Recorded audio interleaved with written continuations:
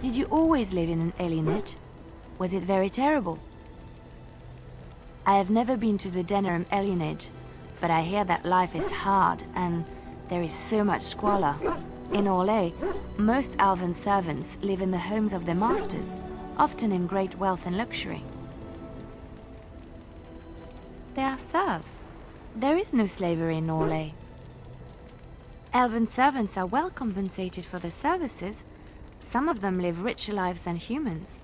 A well-trained elven servant is highly valued in Orlais.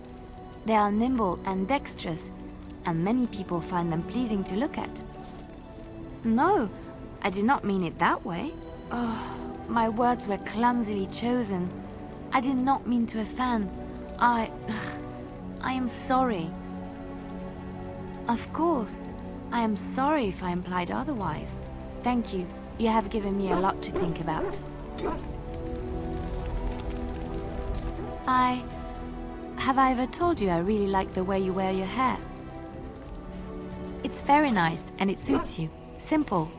Not like the elaborate hairstyles we wore in Orlais. They involved flowers, ribbons, jewels.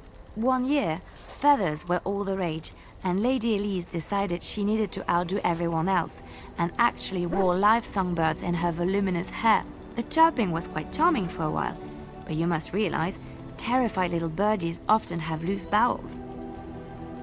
Yes, you can imagine what she looked like by the end of the evening. But I was trying to say something nice to you, wasn't I? Oh, forgive me. My mind wanders so.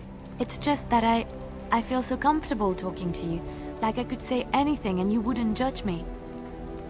Yes, very much so. I haven't felt this close to anyone in a long time. I really enjoy your company. Thank you. I am honored that you feel that way. Something I can help with? Yes? What's on your mind? My mother was from Denerim, and I consider myself a Ferelden. Mother served an Orlesian noblewoman who lived here when Orlais ruled. When Orlais was defeated and the common folk began to resent the presence of any Orlesian, the lady returned to Orlais. She took my mother with her. I was born in Orlais and did not set foot in Ferelden till much later. Mother was always telling me stories of her homeland. I think she missed it. She had served Cecily, the Lady Cecily, for many years and was loyal to her. Cecily was a good person. She was always kind to me. Mother died when I was very young. Lady Cecily let me stay with her. I had no one else. She was quite old then, and she had me study music and dance to entertain her. It is unfair that I have more memories of Cecily than my mother.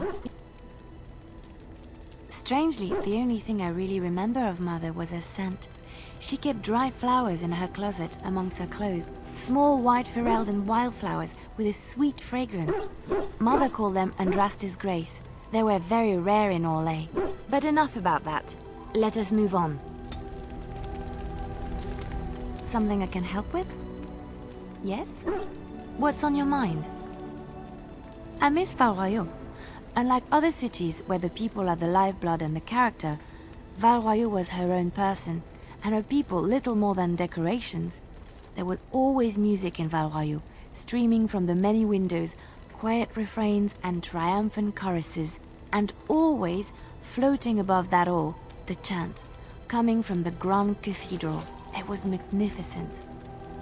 If you get the chance, you should see it, at least Val-Royeaux. Of course, there are good things and bad things about Orlais, like anywhere else. Sometimes I miss it dearly, and sometimes I'm glad I'm rid of it. And you will laugh at this, but I miss the fine things I had in Orlais. I left behind much leaving Orlais, but there is more to life than dresses and furs. It is sad that many have lost sight of this. Orlais is very fashionable, almost ridiculously so. But the shoes!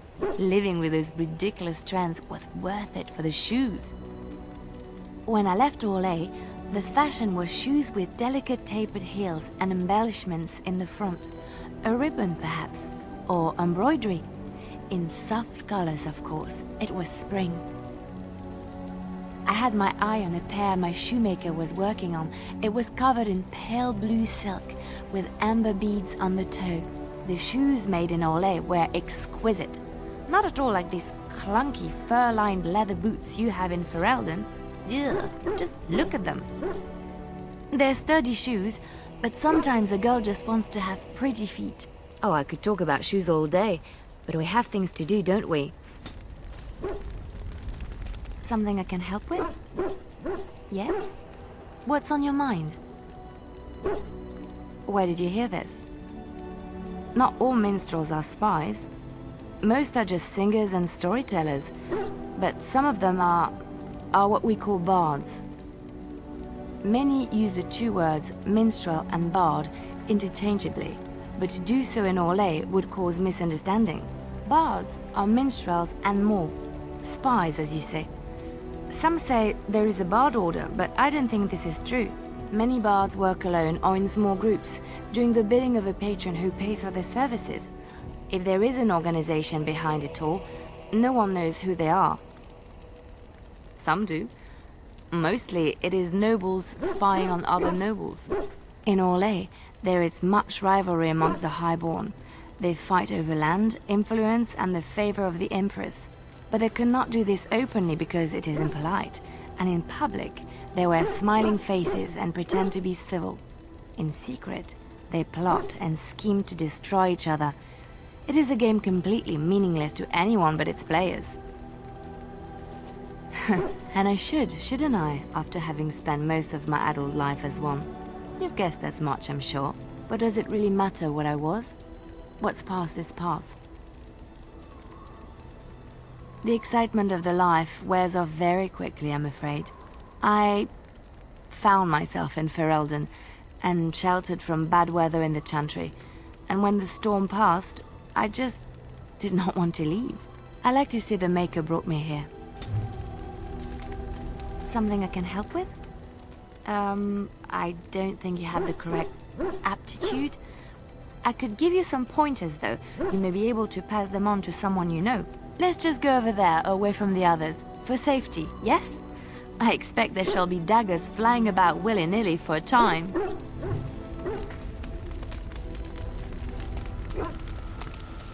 You are not quite as callow as I thought. That is unexpected. You sound surprised. You must have heard this before. You'll get over it. Eventually. I caged myself. A weak mind is a deadly foe, as you are no doubt aware. I told you before that I was sent here. I was not sent alone. I came to your lands with 7 of the Beresad, my brothers, to seek answers about the Blight. We made our way across the Ferelden countryside without incident, seeing nothing of the threat we were sent to observe. Until the night we camped by Lake Calenhad. They came from everywhere. The earth beneath our feet, the air above us. Our own shadows harbored the darkspawn. I saw the last of the creatures cut down, too late. I fell. I heard the stories of Ostagar. Your kith stood their ground when others fled. No one can do more than that. I don't know how long I lay on the battlefield among the dead, nor do I know how the farmers found me. I only know that when I woke I was no longer among my brothers, and my sword was gone from my hand. I searched for it, and when that failed I asked my rescuers what had become of it. I killed them, with my bare hands. I did. I knew they didn't have the blade. They had no reason to lie to me. I panicked. Unthinking, I struck them down. I know I cannot justify what I have done. My honor is forfeit. That sword was made for my hand alone. I have carried it from the day I was set into the Beresad. I was to die wielding it for my people. Even if I could cross Ferelden and Tevinter unarmed and alone to bring my report to the Arishok, I would be slain on sight by the Antam. They would know me as soulless, a deserter. No soldier would cast aside his blade while he drew breath. If I knew where to look, it would be in my hand now. Near Lake Calenhad. Perhaps those words are empty, but thank you all the same.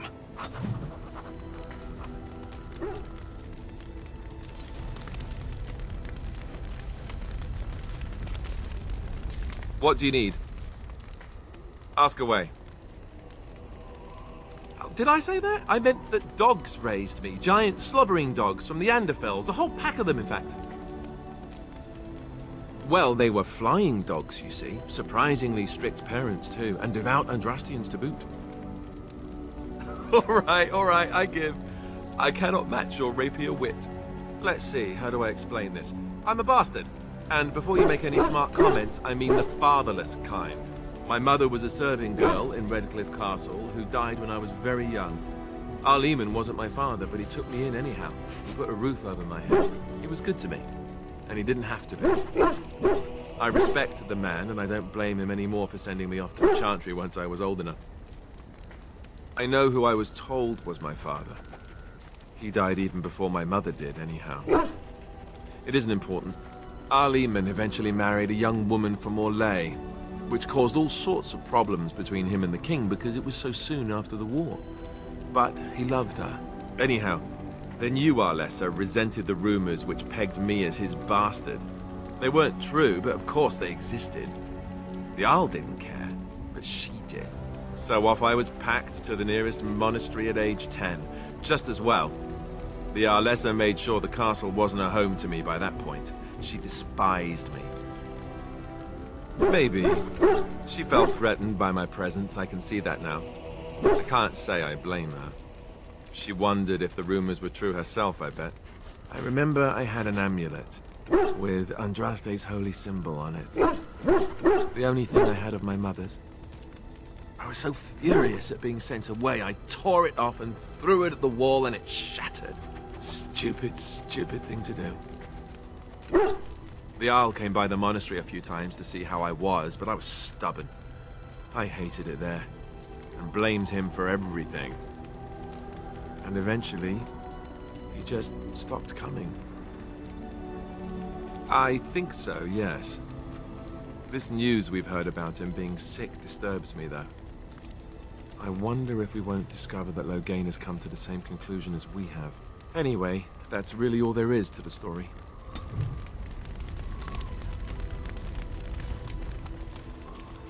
Oh, why, you little... Your furry friend here took offense at me getting near his food. He snapped at me, look.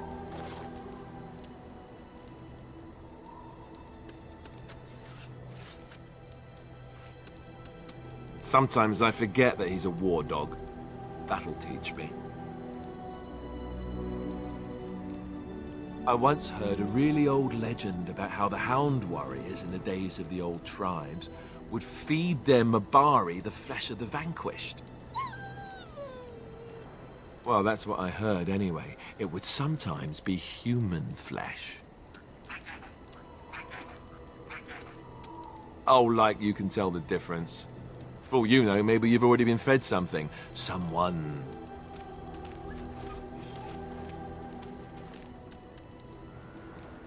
Hey! Look at what your fool dog placed in my pack. A putrid, half-eaten hare is not something a woman wants to find in her unmentionables. The dirty mongrel can have this back, there, and tell him not to do it again. I don't want it, you worthless fur bag.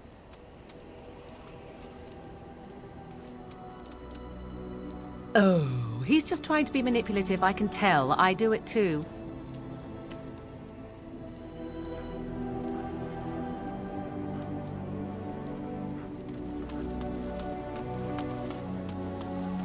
You're a hard woman to find. Where are my manners? The name is Levy Dryden. Did Duncan ever mention me? Levy of the coins? Levy the trader? Oh yes, for years. Considered him a friend, I did. But here I am carrying on while you have a blight to stop. Don't want to waste your time. But you see, Duncan promised that together we'd look into something important for the Wardens. And for me. But poor Duncan's... well, no more. A tragedy it is, at that. But I know he would want his work carried on, his pledge fulfilled. It's a bit of a tale, that is. But I'm the one who brought the Grey Wardens back to Ferelden. Well, I was one of the ones. There were a lot of us. Maker's breath, I'm a bit nervous. Honoured to be here, really. After King Marek freed us from the Orlesians, The Grey Wardens begged the king's permission to come into Ferelden, some sort of internal business. Me and a mess of other Warden sympathisers spoke on behalf of your order. Tan Loghain was very much against letting Orlesian Wardens in the kingdom, but Marek, Andraste, bless him, was a fair-minded monarch and he let them in. So that's why I was there when the Wardens and their leader Genevieve presented herself to the king. The first Wardens in Ferelden in over a century. Proudest day of my life, that was. Duncan was a bit of a scamp back then. We were of an age and struck up a friendship. The king himself went with the Wardens on their mysterious business. When he returned, he rescinded King Ardland's decree, and the Wardens came back to Ferelden for good. That he was.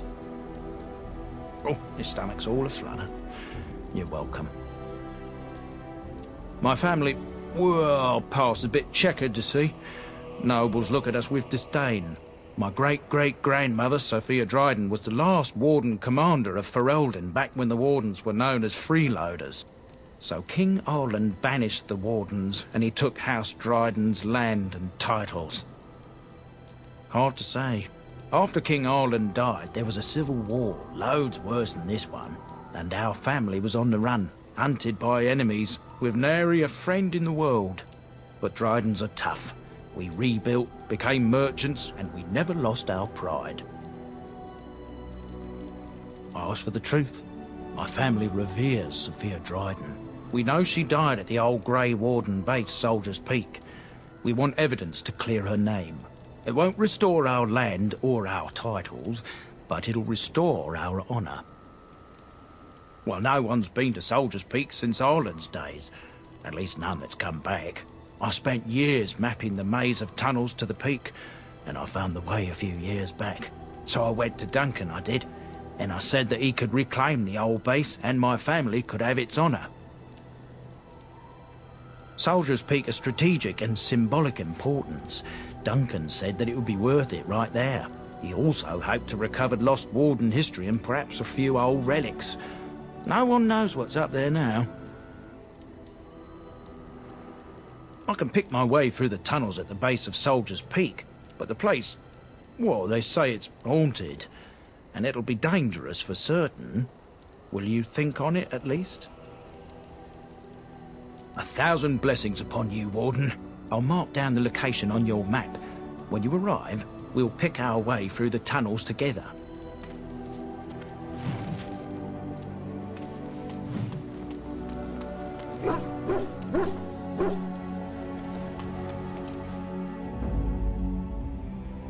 Yes.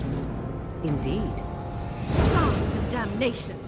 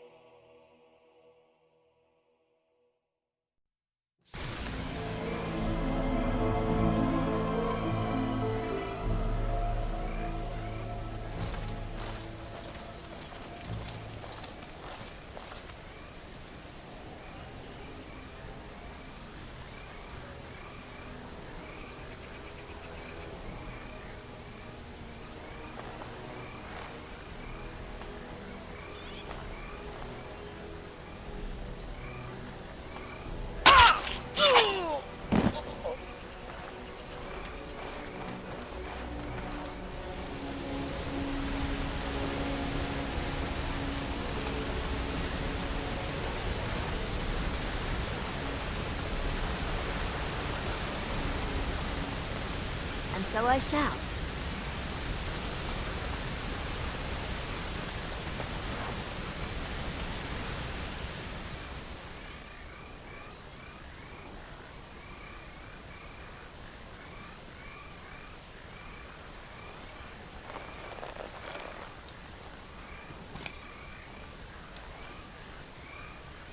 Thank you. I didn't expect the band's men to notice my escape so quickly. I tried to hide here in the woods, but there wasn't time. And now I'm a dead man. You were there in Ostagar. You know how things went. For me, it was either this, or die in some darkspawn's belly, or be hung as a deserter. You were there with the Grey Wardens, one of Duncan's new recruits. I was to guard the king. He was my friend, understand? Maker. All that time in Ban Loren's prison, and I couldn't stop thinking about all they suffered that one dark night at Ostagar. I know. Even had Logain's men not turned their backs on us, the Darkspawn were too many.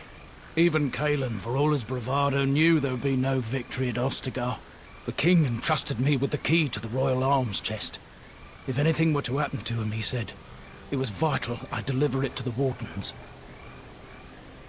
The royal arms chest. It's where Cailan kept his father's sword, the one he always said he'd slay the archdemon with. More than that, there was a secret compartment where he kept documents concerning his dealings with Empress Celine and the Orlesians.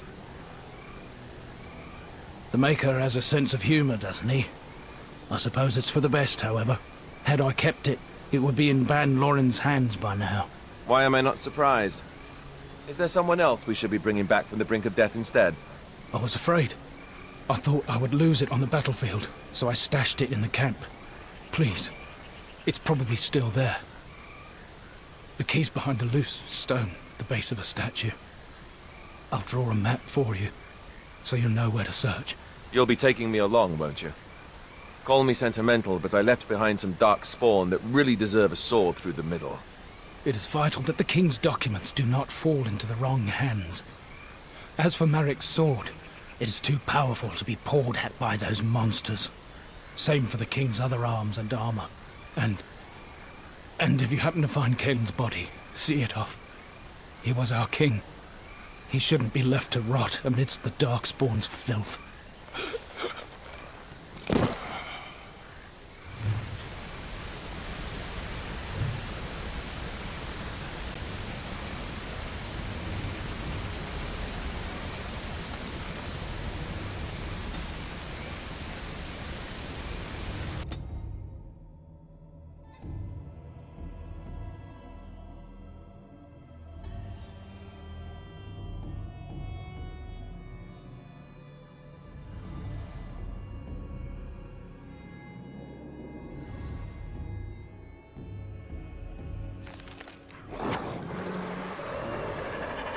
And some more dark fun, I see. Of course. You've got to hand it to the Darkspawn. They sure know how to make a place feel desolate. Foreboding.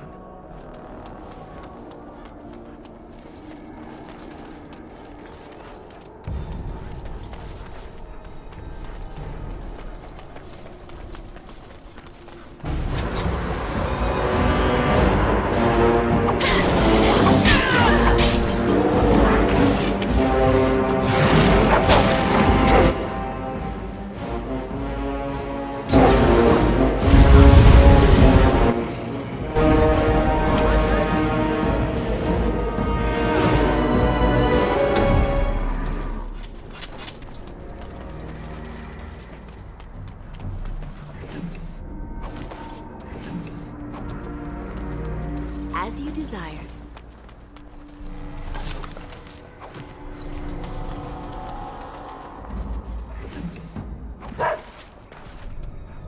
I don't know whether to laugh or cry, but it's clearly Cailan's. There can be no doubt.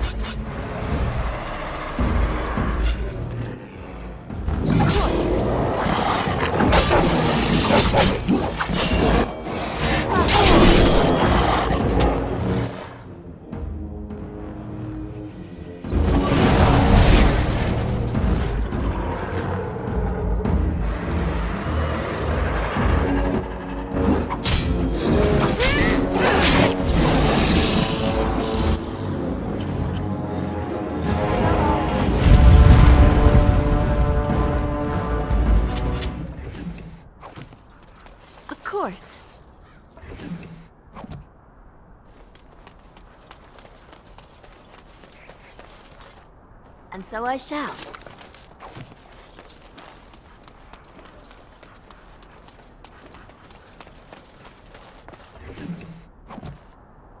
Lovely.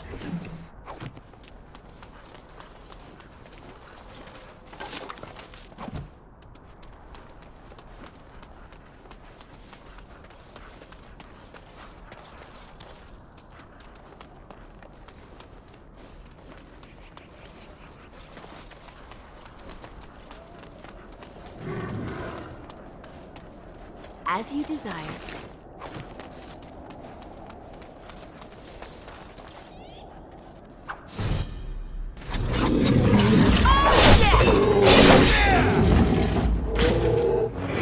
Yeah, that's right. What did I tell you?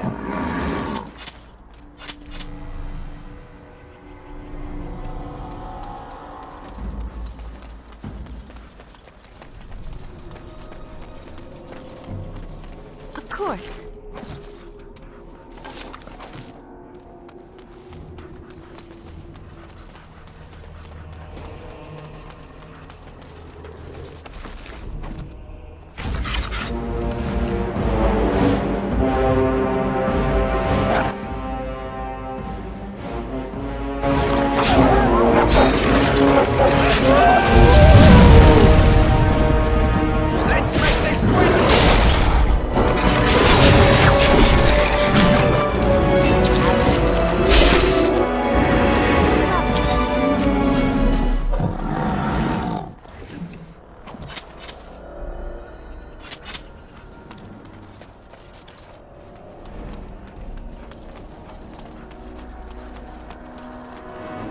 Time for more darkspawn, I see.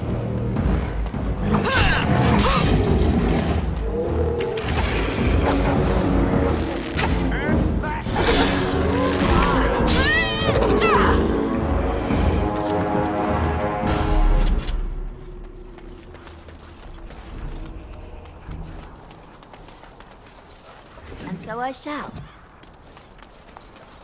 Lovely.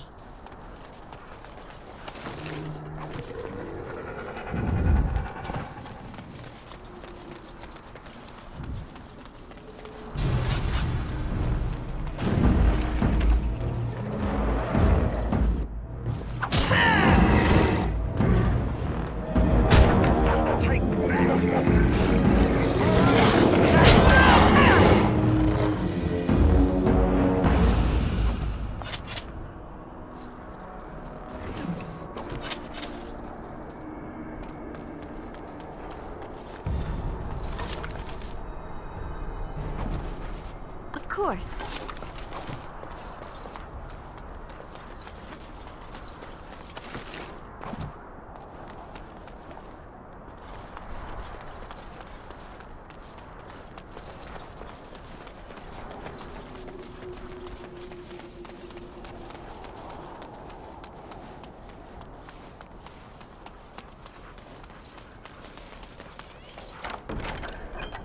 Judging by these documents, it's a pity we hadn't placed more trust in Orlais and less in the king's own father-in-law.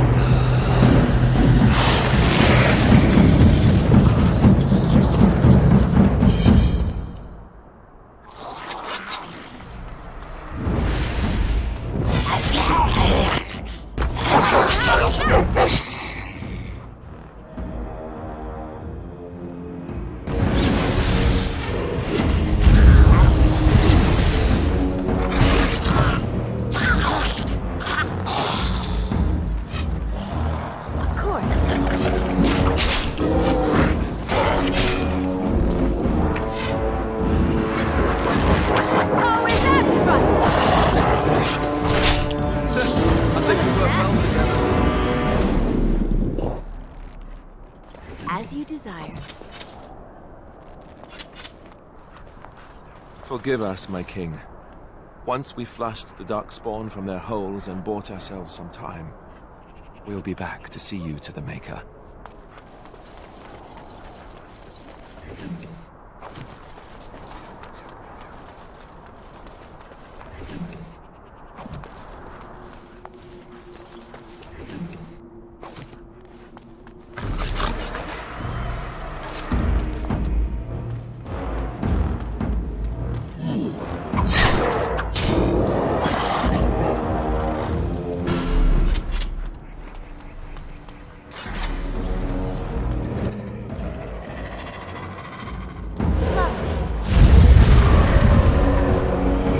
Just given up, you know.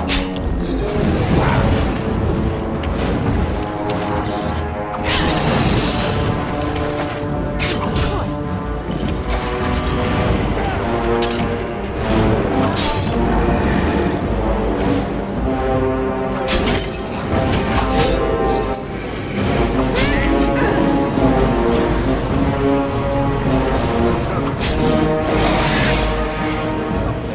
Tower of the Shah.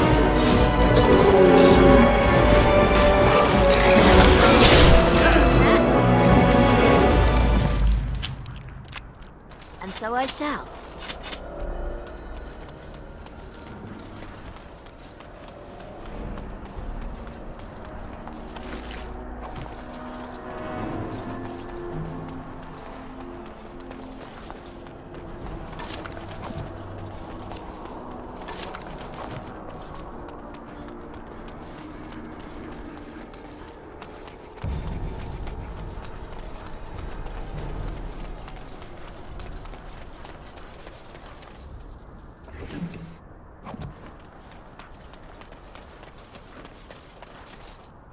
Well, all right.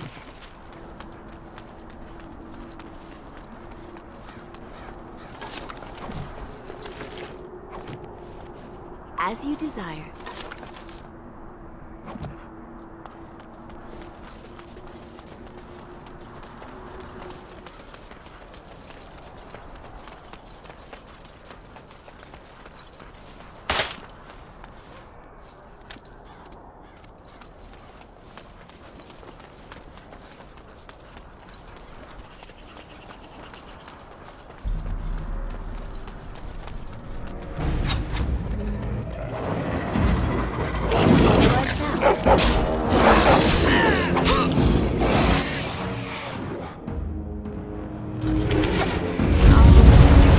Another foe fallen, is it?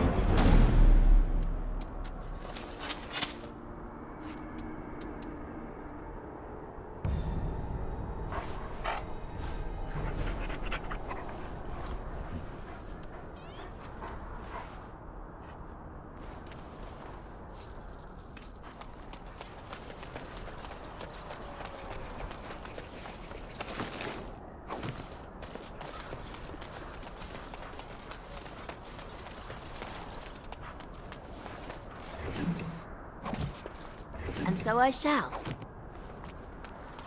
The Gearters will need to fight the entire Blight ourselves. As you desire.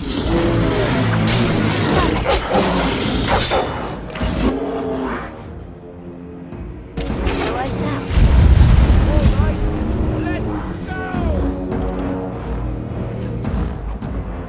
Of course.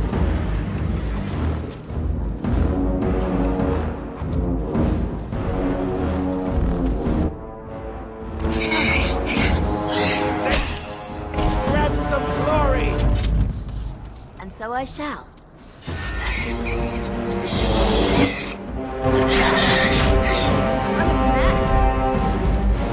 Lovely.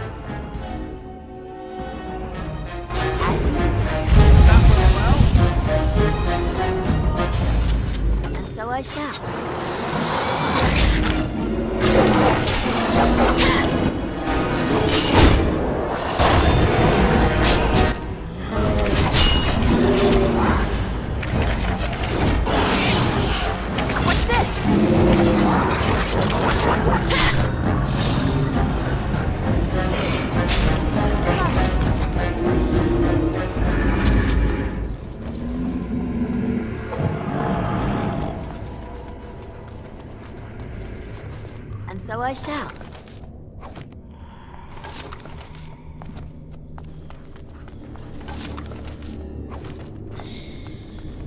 Ugh, down the hole and into the deep. I don't even want to imagine where that leads.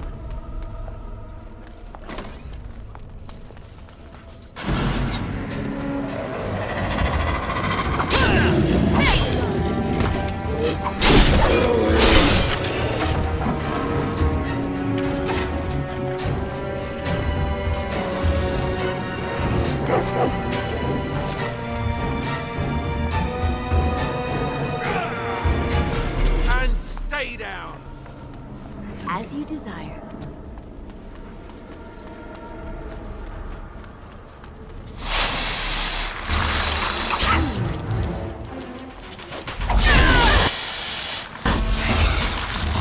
So I shall. How delightful!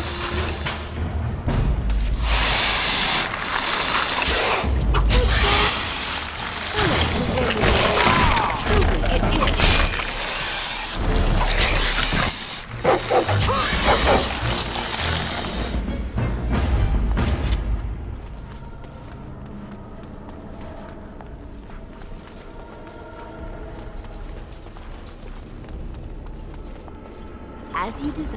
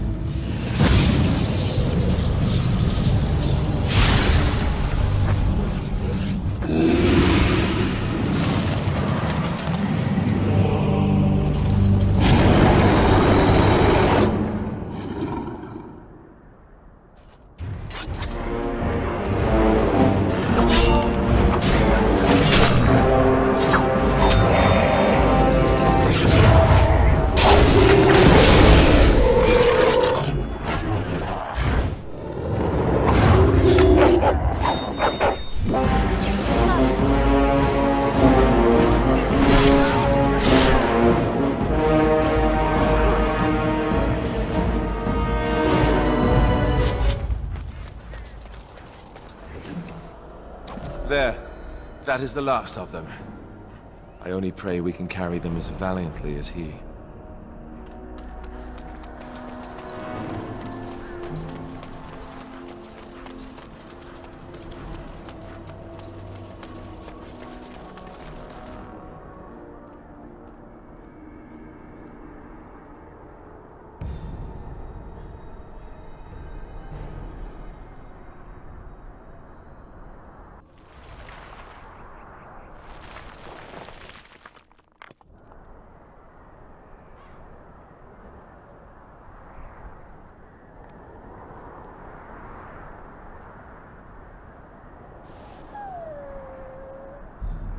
Oh, they left him here to rot.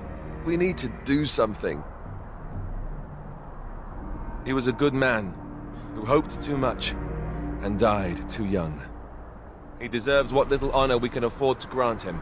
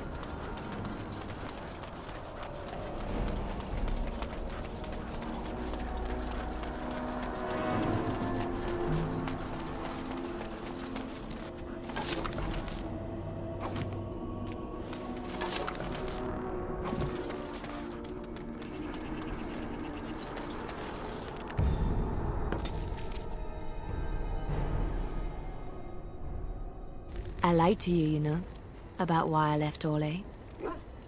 I didn't feel like talking about it then, what happened to me.